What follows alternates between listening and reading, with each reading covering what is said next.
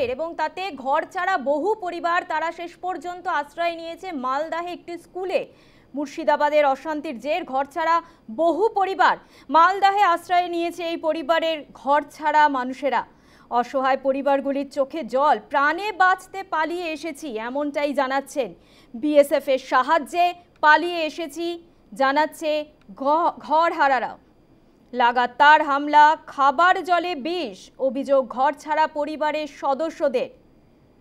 মুর্শিদাবাদের যে অশান্তি চলছে আমরা দেখতে পাচ্ছি দুদিন ধরে যেভাবে মুর্শিদাবাদে অশান্তি চলছে এবং তাতে কিন্তু ঘর ছাড়া বহু পরিবার।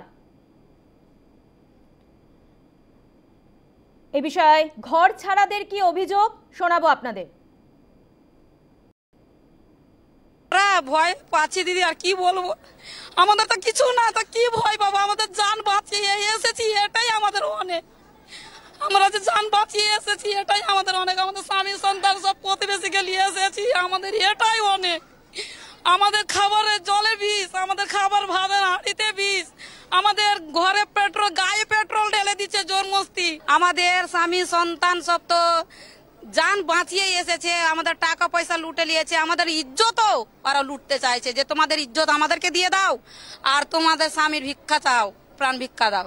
আমরা যদি আমাদের ইজ্জত যে ওদেরকে দিয়ে দিব তাহলে আমাদের জান বেঁচে থাকা থেকে মরে যাওয়াই ভালো। মেহবুব কাউন্সিলর নিজে দাঁড়িয়ে থেকে যেছে এসছে, আমাদেরকে বলছে না কিছু হবে না, কিছু হবে না করে যেছে, আর 10 মিনিটও হয় না আর এইগুলো অত্যাচার আমাদের উপরে করছে। এ বিষয়ে প্রতিবেদন তুলে ধরেছে আমাদের প্রতিনিধি রাজীব ঘোষ।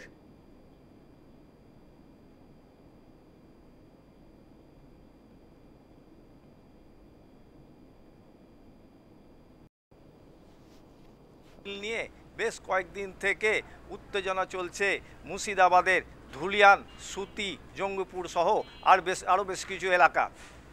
শনিবার দিন রাতে সেই ধুলিয়ান থেকে বহু মানুষ অত্যাচারিত হয়ে অর্থাৎ আতঙ্কে কিন্তু মালদা জেলায় তারা আশ্রয় নিয়েছেন। নৌকা করে তারা প্রাণ ভয়ে শয়ে শয়ে মানুষ চলে আসছেন বৈষ্ণবনগর থানার পাল্লালপুর যে এলাকা গ্রাম রয়েছে সেই পাল্লালপুর গ্রামে। ইতিমধ্যে প্রশাসনের পক্ষ থেকে সেই পাল্লালপুর যে স্কুল রয়েছে সেই পাল্লালপুর স্কুলে তাদেরকে আশ্রয় দেওয়া হয়েছে।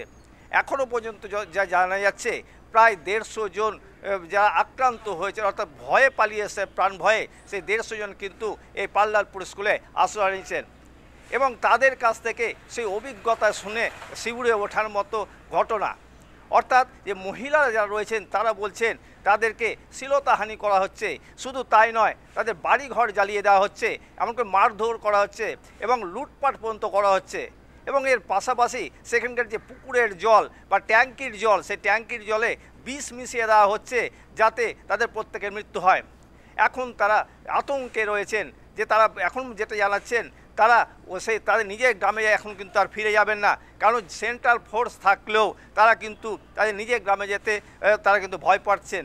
অর্থাৎ ধুলিয়ান যে পৌরসভা সেই ধুলিয়ান পৌরসভার বেশ কয়েকটি ওয়ার্ড রয়েছে যা কিন্তু এখনও কিন্তু মানে সেখানে আতঙ্ক রয়েছে যে বহু মানুষ এখনও দিনের পর দিন তারা কিন্তু এপারে অর্থাৎ মালদা জেলায় এসে আশ্রয় নিচ্ছেন এবং সে আশ্রয়দাতা যারা রয়েছেন তাদেরকে কিন্তু যে মালদা জেলা প্রশাসন সাহায্যের হাত বাড়িয়ে দিয়েছেন।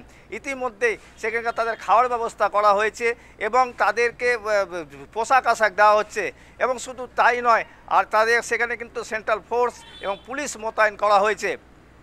তবে শনিবার দিন যখন এইসব অর্থাৎ আতঙ্কিত যারা মানুষ যারা এপারে যখন চলে আসছেন তখন কিন্তু প্রথমে সাহায্যের হাত বাড়িয়ে দিয়েছিলেন পাল্লালপুর এলাকার বাসিন্দারা। তারা কিন্তু সেই স্কুলে তাদেরকে প্রথম নিয়ে যায় এবং খাওয়া দাওয়ারও ব্যবস্থা করে। তবে উত্তেজনা কিন্তু এখন একবারে চরম আকার ধারণ করছে এবং সেখানে ইতিমধ্যে কিন্তু কেন্দ্রীয় বাহিনী মোতায়েন রয়েছে শামশেরগঞ্জ, ধুলিয়ান, সুতি সহ বেশ কিছু এলাকায়। মালদা থেকে ক্যামেরায় অভিষেক দাসের সাথে রাজীব ঘোষের রিপোর্ট, নিউজ টাইম।